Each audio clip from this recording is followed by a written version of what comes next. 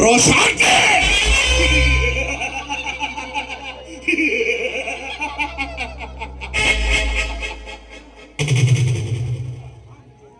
ಚಲಿಸುವ ಮೋಡಗಳಲ್ಲಿ ಗಾಳಿಯಂತೆ ಈ ಹೆಸರು ಕೇಳಿದರೆ ರಾವಣನೇ. ರಾವಣನ ಹೆಸರು ಕೇಳಿದ ತಕ್ಷಣವೇ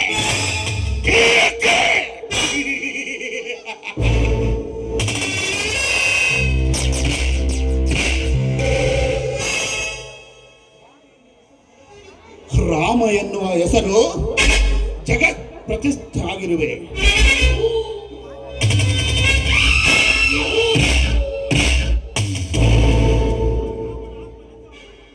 ಆ ರಾಮನ ಆತ್ಮಲಿಂಗವನ್ನು ಪಡೆದರು.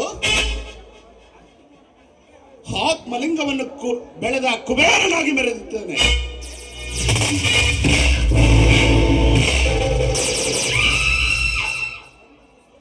ನನ್ನನ್ನು ಸೋಲಿಸಿ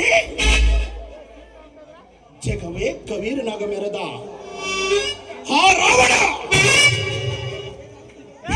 ವೇದಾಂತಗಳನ್ನು ಅಭ್ಯಾಸ ಮಾಡಿಕೊಳ್ಳುತ್ತಾನೆ. ಬ್ರಹ್ಮ ರಾವಣನ ಕುಲ ತಿಲಕ, ಅವನನ್ನೇ ನಂಬಿರುವ ಆ ರಾಮ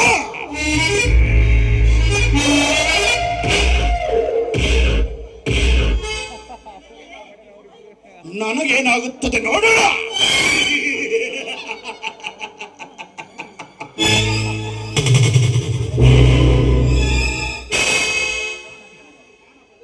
ಅಜ್ಞಾನದಿಂದ ಜ್ಞಾನ ಬಂದರೆ ಅಮೃತಕ್ಕೆ ಸಮಾನ. ಜೀವನದಲ್ಲಿ ಏನು ಬೇಕಾದರೂ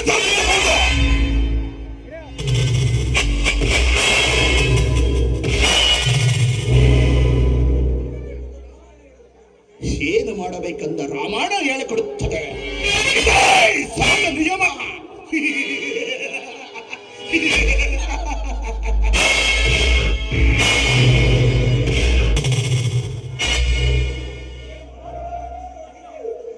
ಏನು ಮಾಡಬಾರದೆಂದು ಭಗವದ್ಗೀತೆ ಹೇಳುತ್ತದೆ. ನನ್ನ ಜೀವನದಲ್ಲಿ ಏನಾಗುತ್ತದೆ ಕಾದು ನೋಡೋಣ.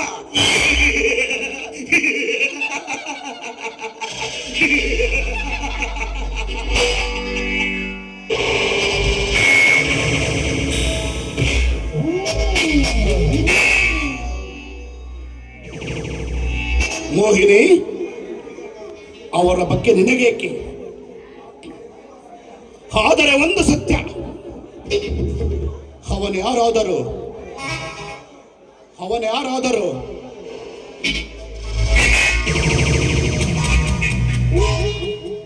ಮನಸಾರು ನಂಬಿಸಿ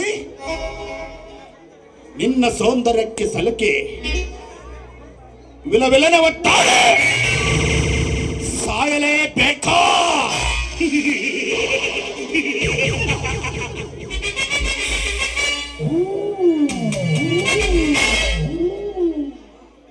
ಆಯ್ತು ಮಾವ, ನೀವ್ ಹೇಳಿದಂತೆ ಅದು. ಆದ್ರೆ ಅವನ್ ಯಾರು ಅಂತಾನೆ ನನಗೆ ಗೊತ್ತಿಲ್ಲ. ಅವನ್ ಯಾರು, ಅವನ ಹೆಸರೇನು, ಅವನು ಎಲ್ಲಿರ್ತಾನೆ ಅಂತ ನನಗೊಂದು ತಿಳಿದಿಲ್ವಲ್ಲ ಮಾವ.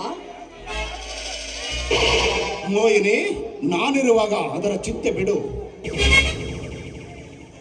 ಅವನು ಇದೇ ಹಳ್ಳಿಯಲ್ಲಿದ್ದಾನೆ.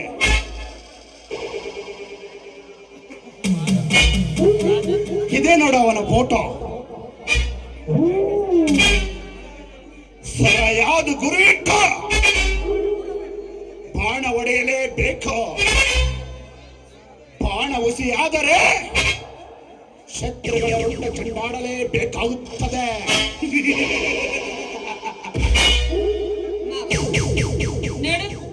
ಆ ರಾಮ ಬಿಟ್ಟಿರುವ ಬಾಣ ಹುಸಿಯಾಗಬಹುದು, ಆದ್ರೆ ಈ ಮೋಹಿನಿ ಮನಸ್ಸು ಮಾಡಿ ಅವನಿಗೆ ಬಾಣ ಬಿಟ್ರೆ ಅದೆಂದಿಗೂ ಹುಸಿಯಾಗಲು ಸಾಧ್ಯವೇ ಇಲ್ಲ ಮಾವ.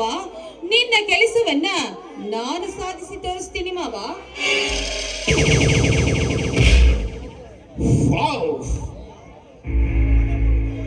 ಬಲೆ ಮೋಹಿನಿ, ಬಲೆ.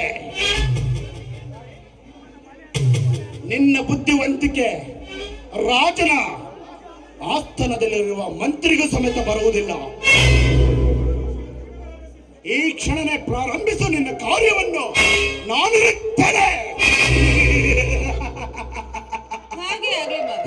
ನೋಡು ಮಾವ, ನಿನ್ನ ಹೆಸರು ಕೇಳಿದ್ರೆ ಸಾಕು, ಅವನ ಎದೆಯಲ್ಲಿ ನಡುಗು ಹುಟ್ಟುವಂತೆ ನಾನು ಮಾಡ್ತೀನಿ. ಹಾಗೆ ಮಾಡದೆ ಹೋದ್ರೆ ನನ್ನ ಹೆಸರು ಮೋಹಿನಿ ಅಲ್ವಾ ಮಾವ? ಮೋಹಿನಿ, ಏನೇ ಆಗಲಿ ನಾವೇ ಬುದ್ಧಿವಂತರು ಅಂತ ತಿಳಿದರೆ ಅದು ಮೂರ್ಖತನ.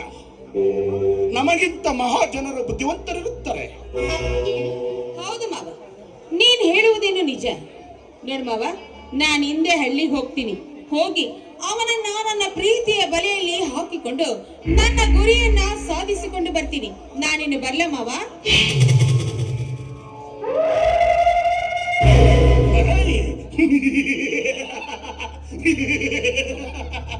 ನನ್ನ ಶತ್ರುಗಳ ಸಂಭಾರ ಆಗಲೇಬೇಕಾ?